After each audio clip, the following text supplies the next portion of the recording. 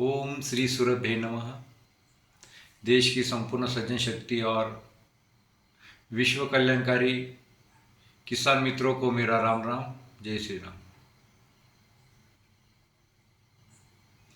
गो आधारित कृषि और उसके कुछ बिंदु, उस पर आज हम बात करेंगे। जैसे कि संपूर्ण विश्व चाहता है कि वह अनेक बीमारियों से मुक्त हो,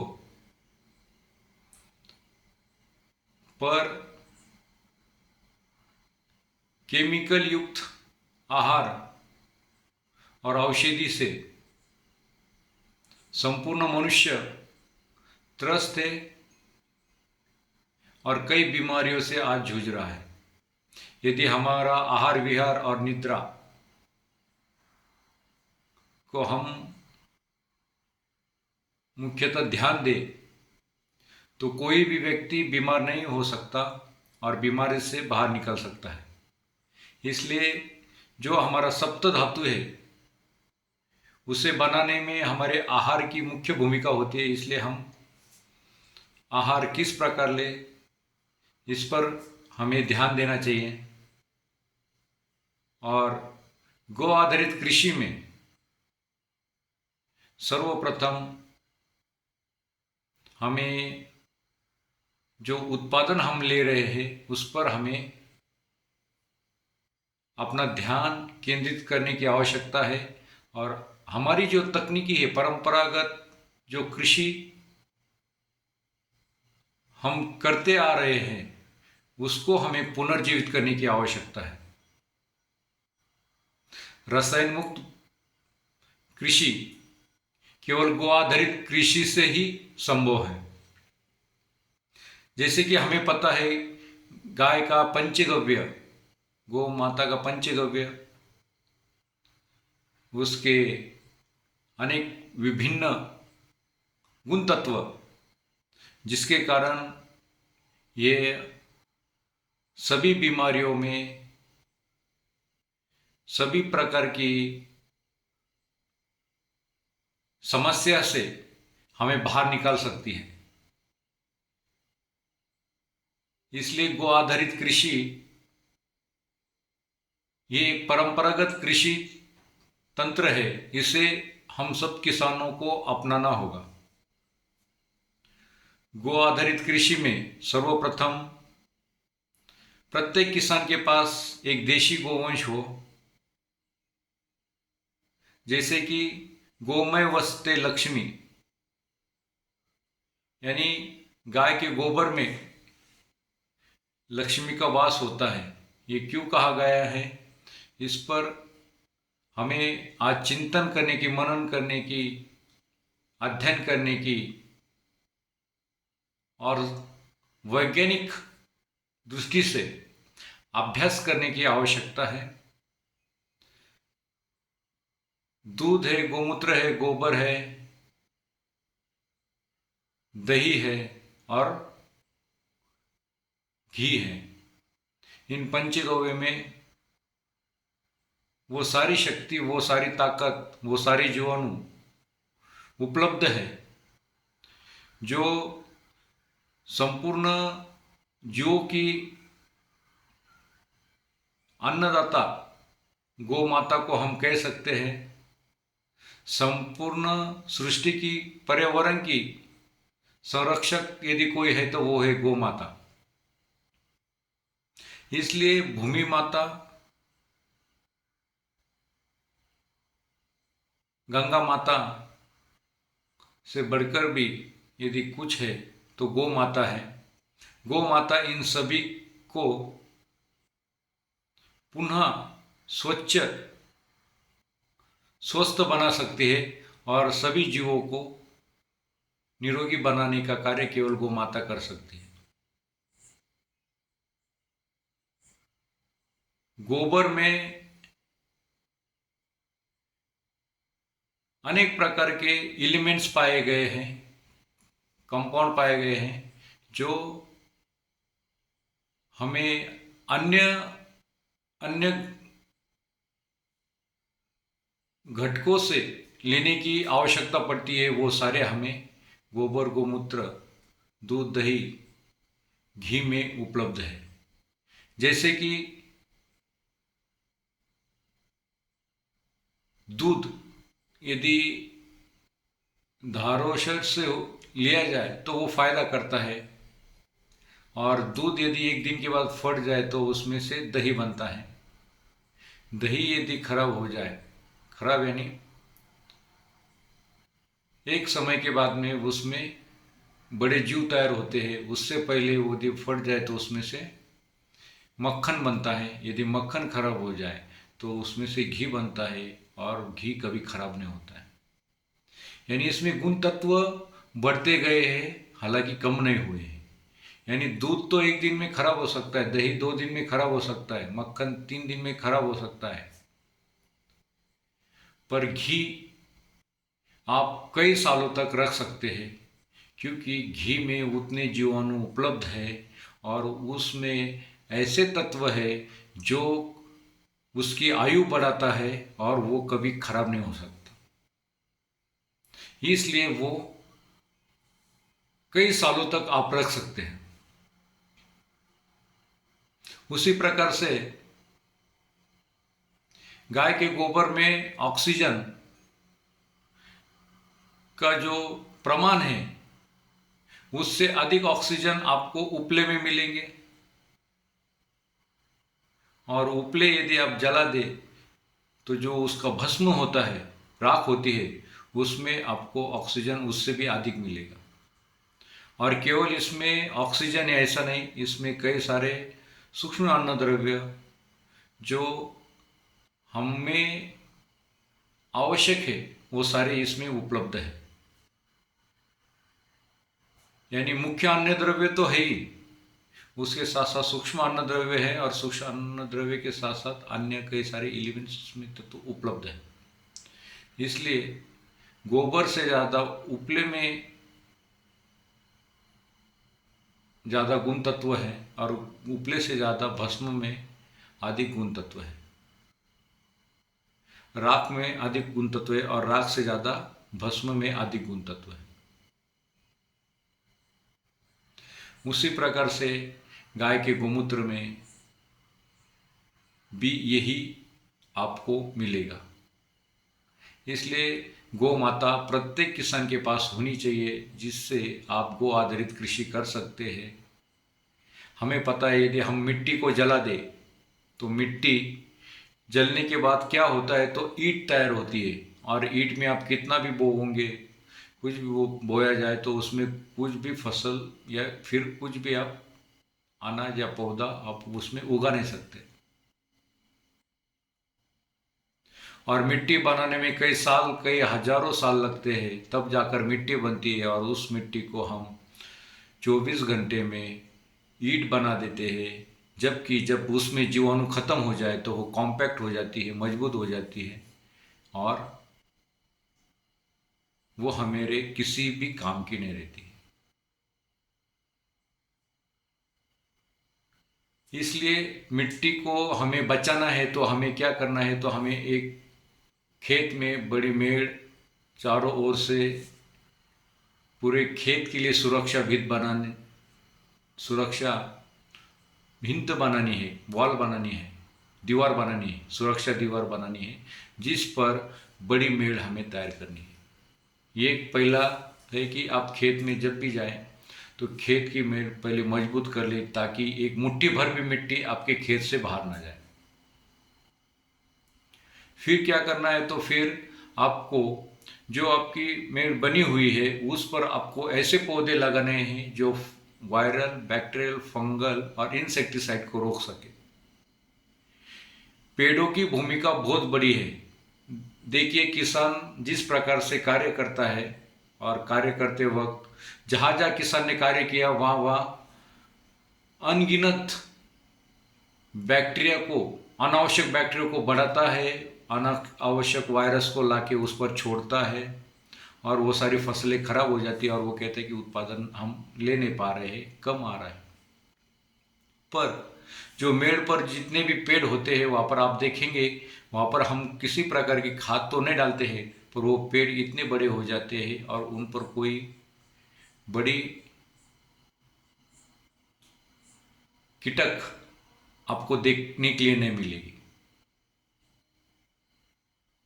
इसलिए पेड़ हो, पर वो पेड़ कौन से हो, तो उसमें सीताफल है, रामफल है, पपीता है, कविट कविट है, इमली है, मेहंदी, औदुंबर और खैर का पेड़ लगा सकते हैं, मीठी बबूल जो होती है उसका पेड़ लगाए, अन्य कई सारे औषधि पेड़ है उसे लगाए, कुछ जंगली औषधि पेड़ है जिसे केवल बकरी खा जाती है अन्यथा नहीं, तो वो भी आपको उस पर लगाना है।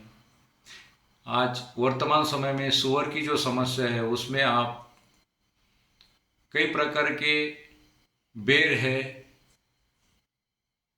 या फिर अन्य प्रकार की कई सारी कांटे वाली वनस्पतियां है उसको भी आप मेड़ पर लगा सकते हैं, जिससे कि आपकी सुरक्षा भिंत मजबूत हो जाएगी, जो केवल बड़े आने वाले बवंडर से ही नहीं, वायु के द्वारा जो फसल गिर जाती है, नुकसान होता है, उससे भी वो हमें रोकती है।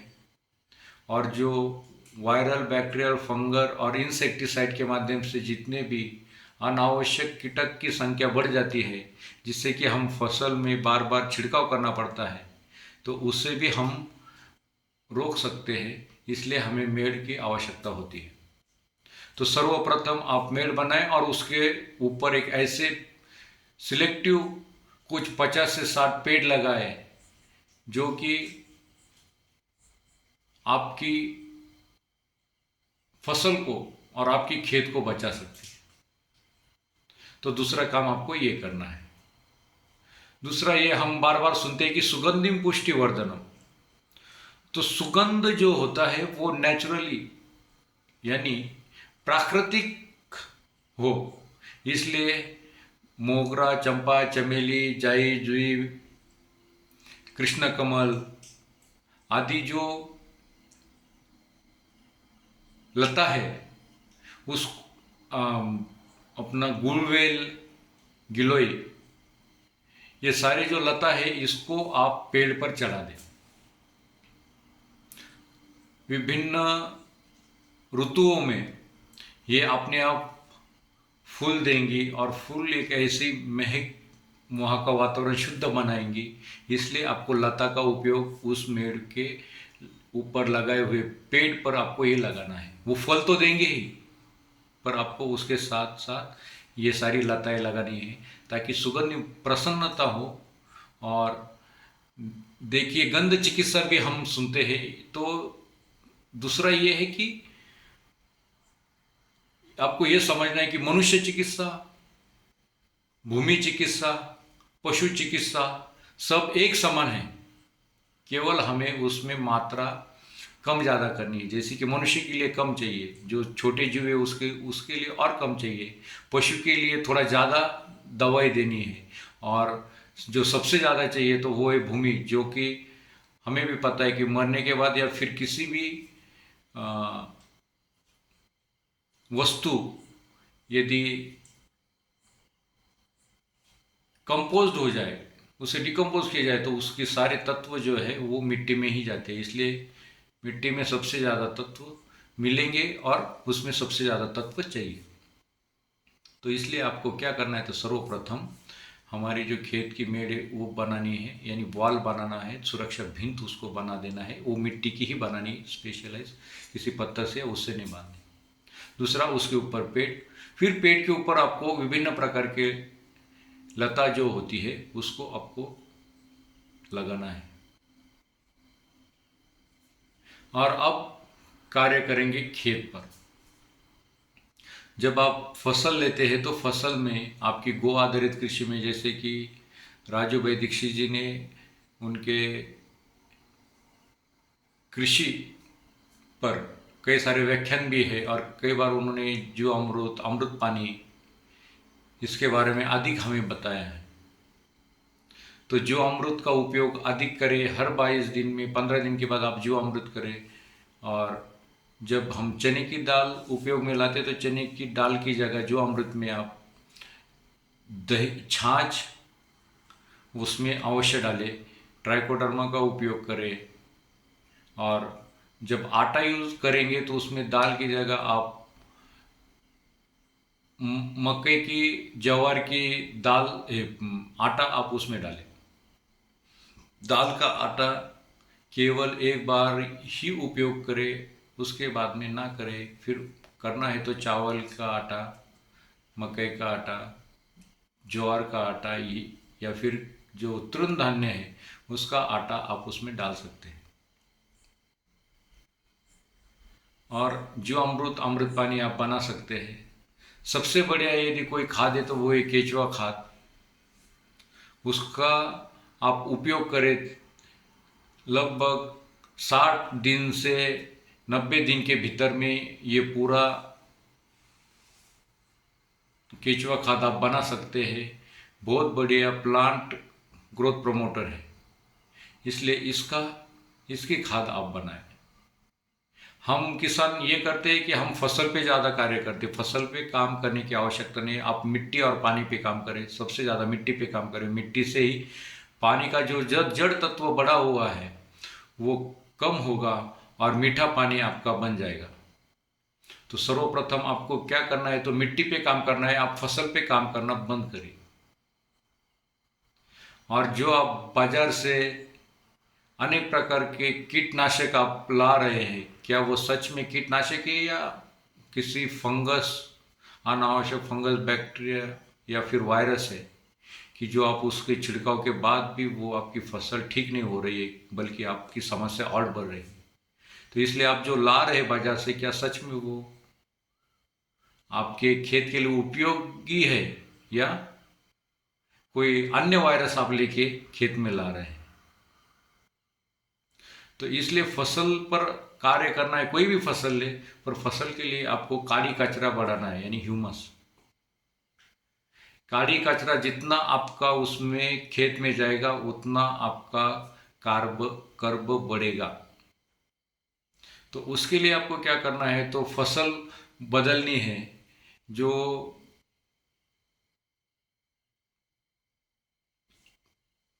दाल वर्गीय है, मोनोकॉट एंड डाइकॉट, जो हम कहते हैं कि दाल वर्गीय जो फसल है उसको आप करिए।